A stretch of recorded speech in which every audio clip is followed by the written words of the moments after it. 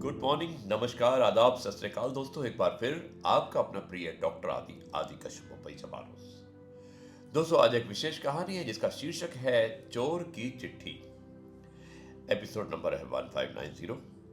शुरुआत करता हूं इस कहानी की कुछ इस प्रकार। अल सुबह फजीर की अजान के साथ ही अलका जाग उठती है और उसकी रोजाना की दिनचर्या भी शुरू हो जाती। लेकिन आज आज अजान की आवाज के बाद भी वो बिस्तर से नहीं उठी। नींद तो खुल गई थी, लेकिन बिस्तर से उठने की हिम्मत नहीं हुई। थोड़ी देर लेटे लेटे सीलिंग को निहारती रही और फिर जब बेचैनी होने लगी तो बेमन से बिस्तर से उठ गई। स्टोव पर चाय का पानी रखने के बाद बोझिल कदमों से अखबार लेने के लिए मेन गेट की तरफ चल पड़ी। फर्श पर पड़ा अखबार देखते ही चौंक गई। पास ही एक सफेद रंग का बंद लिफाफा पड़ा था। लिफाफे पर लिखा था कि सिर्फ अलका दीदी ही पढ़े। आगे पीछे ना कोई नाम था और ना ही कोई पता। डाकघर की सील भी नहीं लगी थी। इतना तो तय था कि कोई व्यक्ति खुद यहां लिफाफा डालकर गया है, लेकिन कौन और क्यों, ये अभी भी एक प्रश्न सूचक था। इसी उधेड़ बुन में जिज्ञासा हुई और तुरंत लिफाफा खोलकर देखा तो एक चिट्ठी रखी थी और चिट्ठी हाथ में लेकर कुछ पल सोचती रही कि पढ़ूं या फेंक दूं। न जाने किसने लिखी है और इस तरह रहस्यमय तरीके से चिट्ठी को भेजने का मतलब क्या है। बिना पढ़े फेंक दी तो हजारों सवाल जेहन में कोलाहल मचाते रहेंगे। एक झटके में उसने चिट्ठी खोलकर पढ़ना शुरू कर दिया और चिट्ठी में लिखा था, प्यारी दीदी को नमस्कार। मैं ही वो बदनसीब चोर हूं जिसने 3 दिन पहले आपके घर में सेंध मारी कर लाखों रुपए की नकदी और सोने चांदी के आभूषणों पर हाथ साफ किया था। अलका को काटो तो खून नहीं। पहली लाइन पढ़ते ही अलका का चेहरा गुस्से से तमतमा गया। पिछले 3 दिनों के दौरान हुआ इस घटनाक्रम तेजी से आंखों के सामने घूमने लगा। और वो आगे लिखता है कि मैं जानता हूं मेरा ये इकबाल जुर्म आपके गुस्से को 7वें आसमान पर ले जाएगा। और और थोड़ी देर भी हैरानी भी होगी कि एक चोर आपको चिट्ठी लिखने की हिम्मत कर रहा है। आपकी जीवन भर की जमा पूंजी चुराकर मैंने आपके और आपके परिवार के हर सदस्य के सपनों का हरण किया है। कल यानी घटना के अगले दिन आपके घर में हुई चोरी की खबर अखबार में पड़ी तो बड़ी शर्मिंदगी महसूस हुई। अफसोस भी बहुत हुआ। मेरी इस करतूत से आपकी शादी निरस्त हो गई, जो अगले महीने होना तय थी। ऐसा लगा मानो जिस बहन की शादी का सपना मैं बरसों से देख रहा था, आज उसी बहन का नया संसार बसने से पहले खुद ही अपने ही हाथों से उजाड़ दिया। जी हां, अलका दीदी मेरी एक बड़ी बहन है। नाम है उसका दिशा।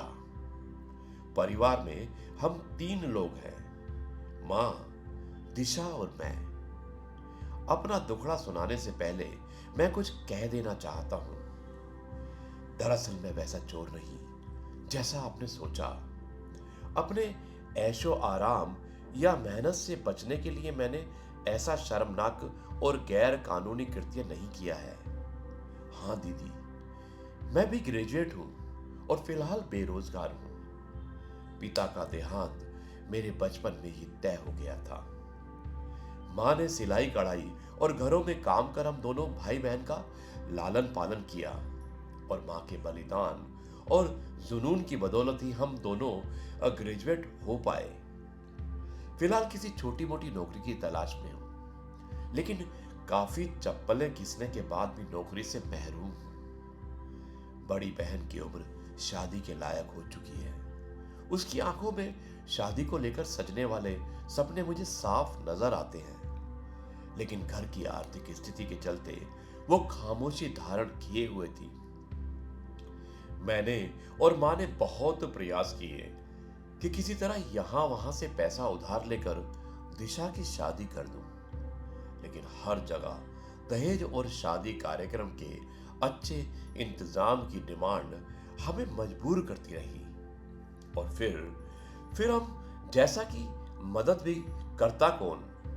बेटी की शादी ना होने से माँ भी दुखी रहने लगी और माँ का दुख और बहन की घुटन मुझसे बर्दाश्त नहीं हुई। इसी जद्दोजहद और पसोपेश में चलते हुए मैंने चोरी जैसी घृणित अपराध को अंजाम देने का दुस्साहस कर डाला।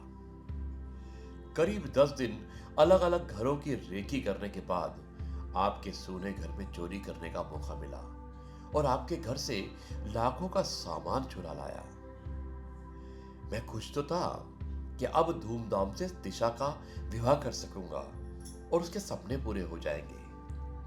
साफ है, चोरी की बात मैंने ना तो मां को बताई और ना ही बहन से इसका जिक्र किया। हाँ, इतना भर जरूर कह दिया कि अब घबराने की जरूरत नहीं। अच्छा लड़का देखना शुरू कर दो। शादी के लिए रुपये और आभूषण का इंतजाम मैं किसी तरह कर दूंगा। माँ और बहन दोनों ही बहुत खुश हुए। इतने खुश कि उन्होंने ये भी नहीं पूछा कि बेटा इतने पैसों का इंतजाम कहां से और कैसे करेगा। शादी की बात सुनकर तो दिशा का चेहरा शर्म और खुशी से दमक उठा था। उसकी खुशी देखकर मैं गदगद हो गया। पहली बार एहसास हुआ कि अपनी जिम्मेदारी और कर्तव्य का निर्वहन करना कितना सुखद और मन को आनंदित करने वाला होता है। बहन की शादी कर हम दोनों माँ बेटे मानो चारों धाम की तीर्थ यात्रा कर लेंगे। लेकिन क्या एक बहन की जिंदगी उजाड़कर दूसरी बहन की खुशियां खरीदी जा सकती हैं? आपकी आंखों से बहते आंसुओं से मेरी बहन के जीवन में कभी खुशियों की बारिश नहीं हो सकती दीदी। मनुष्य को इतना भी निर्दय नहीं होना चाहिए कि वो अपनी खुशियों के लिए दूसरों का घर संसार उजाड़ दे। दिशा के भाग्य में यदि शादी की खुशियां लिखी होंगी तो वो हर हाल में उससे मिलकर रहेगी। बड़े बूढ़े कहते भी तो हैं कि भगवान ने सबकी जोड़ियां बनाकर भेजी हैं। मैंने सोच लिया था कि आपके सारे रुपये और एक एक आभूषण आपको लौटा दूंगा। कल दिन भर ये तरीका अपनाया ताकि आपसे क्षमा याचना भी कर सकूं और हो सके तो मुझे माफ कर देना दीदी। मैंने आपका सारा सामान एक थैले में रखकर आपके घर के मेन गेट से टिकाकर रख दिया है और जब तक आप सामान नहीं उठाएंगी मेरी नजर पर उसी पर जमी रहेगी ताकि कोई और सामान चोरी कर ना ले जाए दोबारा। एक साथ कई तरह के भाव अलका के चेहरे पर आकर दमो चौकड़ी करने लगे। चिट्ठी हाथ में दबाए हुए वो बहुत तेजी से दरवाजे की ओर दौड़ी। एक झटके से दरवाजा खोला।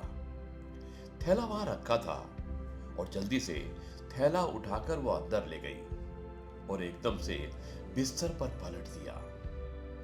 नोटों की सभी गड्डियां और एक एक जेवर सही सलामत था। उसकी आंखों से आंसू और होठों पर मुस्कुराहट थिरक उठी।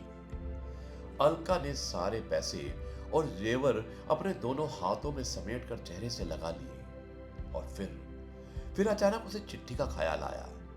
एक बार फिर वो अचानक दरवाजे की ओर दौड़ पड़ी। दरवाजा खोलकर उसने चारों तरफ नजरें फिराकर देखा। सूनी सड़क पर कोई भी नहीं दिखा। चिट्ठी अभी पूर्ण नहीं हुई थी और आगे लिखा था कि एक गुजारिश है दीदी, इंसानियत और कानून दोनों ही नजरों में मैंने ऐसे अपराध को अंजाम दिया और उसकी सजा भी कानून में तय है। एक ना एक दिन कानून के लंबे हाथ मुझ तक पहुंच ही जाएंगे। मेरे जेल जाने के बाद माँ और दिशा की जिंदगी बर्बाद हो जाने का पूरा अंदेशा है।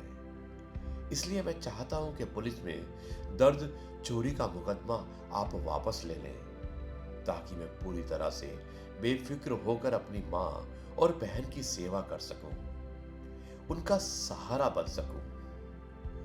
नमस्कार। अलका ने फौरन अपनी मां और अन्य परिजनों को जगाकर सारा किस्सा सुनाया। उनके सामने जेवर और रुपये रख दिए। मां का तो खुशी के मारे रो रो कर बुरा हाल हो गया था। सभी ने भगवान का लाख लाख शुक्र अदा किया और ईमानदार चोर की इंसानियत पर भी। अलका ने मशरू का वापस मिलने की जानकारी पुलिस को देकर अपनी एफआईआर भी वापस ले ली थी। दोस्तों, ये थी कहानी और मुझे उम्मीद है कि ये कहानी आपको अवश्य पसंद आई होगी। ये थी कहानी एक ईमानदार चोर की, जिसने किसी मजबूरी के कारण चोरी की, लेकिन शायद उसे एहसास हो गया और उसने पश्चाताप के रूप में वो चोरी का सारा सामान वापस दे दिया। दोस्तों, मुझे उम्मीद है कि यह कहानी आपको पसंद आई होगी।